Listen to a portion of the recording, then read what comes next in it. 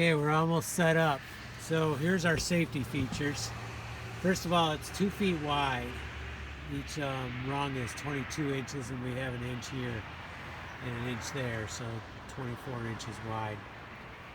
We have it hinged together to the bottom board so we can get different angles. And then we have these, so we push them in so that the hinge is only on this, so that way we have support here too. I don't want that breaking or coming down or extra pressure on that.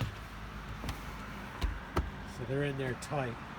So we have it hinged on the side so that we get about 4 inches of board laying on the roof, so we have a good surface area. Then we're going to call these bow ties. We have it bow tied together here, and I decided to do one on the outside. Now the outside's not going to work when we go to do a valley. Not something like that, only a long one like over here.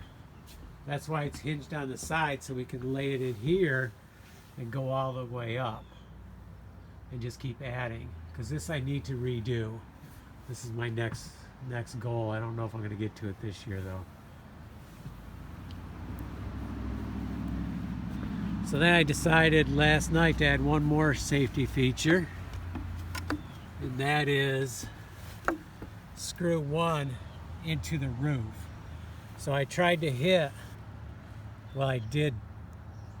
It appears as if the ladder is either crooked slightly at a slight angle towards that way.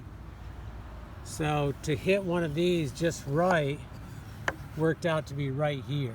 Now if I go further I can't hit it as good, but this one is a 3-inch screw going down in between these, so that when I pull this ladder apart and I take this last one off, then I need to remove that and put a bib in there so that we don't have a hole or a leaking spot.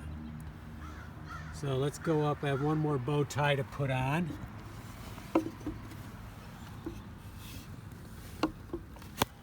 Key is to go slow, take your time in situations like this.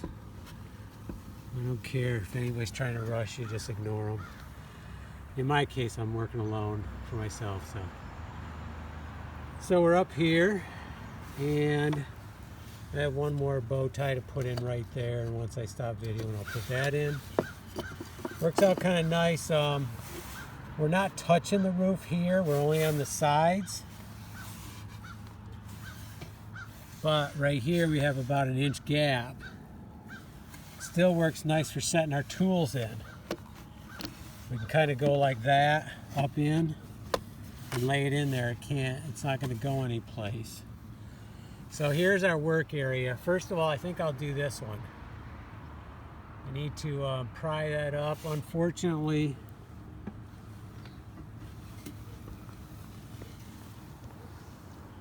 the limb hit this and bent it. But it does not appear to be compromised. So that's the best we're going to do. We're not going to try to bend it back or anything like that. That's pretty heavy gauge metal. I know from when I took some of these off the other roof when I was roofing that. This is not lightweight stuff. So what I do need to do is pull this nail here, probably that nail, and then pull these nails and slide a piece up in there. Maybe put that down just a touch. So the trick will be pulling those nails without doing more damage. And then over here, we have one slate that's moved to the side. This one right here really is pushed underneath here. It must be the tree limb was kind of going that direction, hit there and kind of pushed it to the side. Then we'll take out at least this one here because we got major damage right there. And then that one, and then this one here we might as well take out. This one really does not look the best, but we might end up taking that one out too. And you never know. Sometimes once you start on this, you end up taking out more than you think and doing new ones. So it could look like that over there is where I had to do some new ones.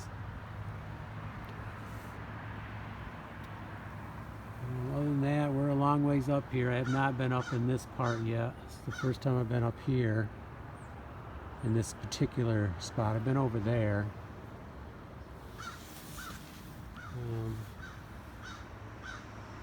You can't let yourself go.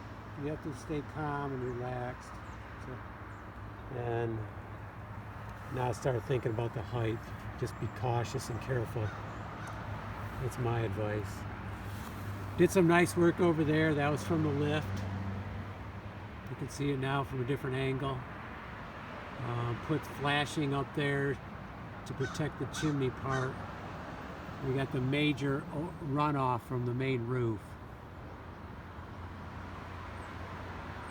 Okay, that's about all the video I better do, and I better get to work and take my time and be safe.